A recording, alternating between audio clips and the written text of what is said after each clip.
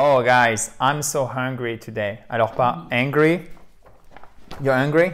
You're angry or hungry? I'm hungry. Okay, hungry and not Hungary. Okay, hungry, hungry. Ça c'est j'ai faim. Ça c'est la Hongrie et angry, c'est basically en colère. Mais nous sommes tous sauf en colère aujourd'hui puisque dans la joie et la bonne humeur, nous vous proposons, Nicole et moi-même, une nouvelle dictée intitulée savamment At the Restaurant. Restaurant. Restaurant? Restaurant. Restaurant or where is the stress? Restaurant. Oh, right here. Yeah. Restaurant. Et non pas restaurant. No, restaurant. We emphasize rest. Oh, you do? Restaurant. And I must do it or I can choose to put it on the second syllable? It sounds very strange if you use the second syllable. Ah, c'est pas moi qui l'ai dit. Very strange. Ok. Bon, allez, dictez, chers amis. Prenez votre fabuleux cahier d'apprentissage et vous allez essayer tout simplement de comprendre ce que dit Nicole. À chaque fois, dans les dictées qu'on vous fait, je ne sais pas si vous l'avez remarqué, mais on essaie vraiment de… Alors, au-delà de l'aspect grammatical, syntaxe, c'est-à-dire l'ordre des mots, la prononciation, etc., on vous essaye de vous caser, si je puis dire un peu familièrement, des éléments de la vie quotidienne qui reflètent vraiment la vie des gens, par exemple aux États-Unis, d'accord? Donc, vous avez en plus des éléments culturels et de civilisation qui sont hyper basiques, que vous ne trouverez pas en fait souvent dans les livres, d'accord? Par exemple, la façon, alors de se nourrir si vous allez le trouver, mais la façon par exemple qu'ont les Américains de systématiquement ou très souvent aller chercher de la nourriture au restaurant du coin dans leur voiture, sans sortir de la voiture.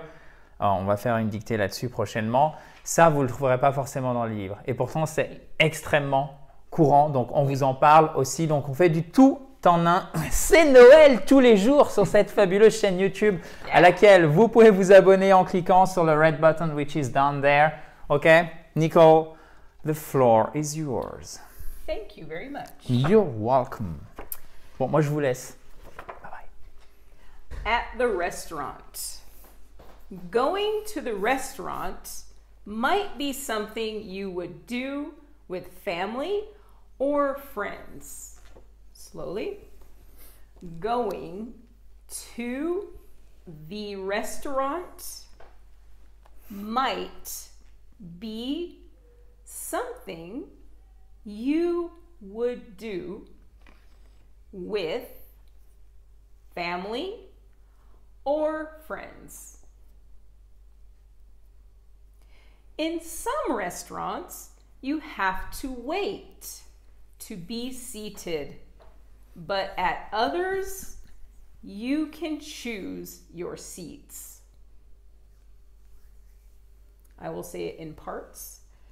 In some restaurants, you have to wait to be seated. But at others, you can just choose your seats.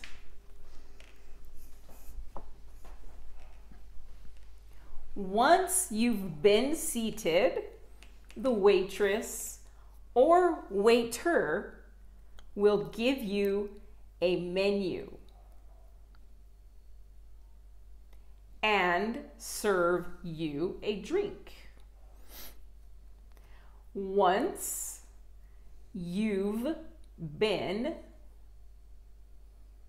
seated, the waitress or waiter will give you a menu and serve you a drink. While you wait for your food, you have what's called an appetizer. While you wait for your food. You have what's called an appetizer. After that, bon appétit. Bon appétit, les amis. Bon, parfait. And like in American English or like in English, basically you also say bon appétit, right? You do. Yeah, bon appétit. And could we also say like enjoy your meal? Yes, very much so. The same? Yeah. Okay, so enjoy your Meal. et non pas your. Faut vraiment faire l'effort. Hein. Ne vous inquiétez pas si des fois il y a une espèce de stigmate social où alors tu le racontes avec ton accent, je vais pas en plus essayer de le faire trop à l'américaine parce que ou à British English, mais là comme Nicole a un American accent, du coup je pensais à l'Amérique. Je vais me faire remarquer ou ça le fait pas, j'ai l'impression un peu de me vanter. Alors peut-être que vous ne ressentez pas du tout ça, mais je suis sûr que certains d'entre vous le ressentent parce que combien de fois ça nous est arrivé à l'école, il essaie de prendre un accent vraiment à l'anglaise américaine et bam, et hop là, et on retombe dans enjoy your meal. Bon, c'est dommage en fait. Enjoy your meal. Could you please... your meal. Enjoy your meal. Voilà. Alors, vous n'êtes pas obligé de prendre un accent like Alabama, ok? Mais vous pouvez simplement prendre un bon accent, une bonne prononciation. D'ailleurs, je pense que c'est ce que vous voulez si vous voyez cette vidéo, surtout jusqu'à la fin.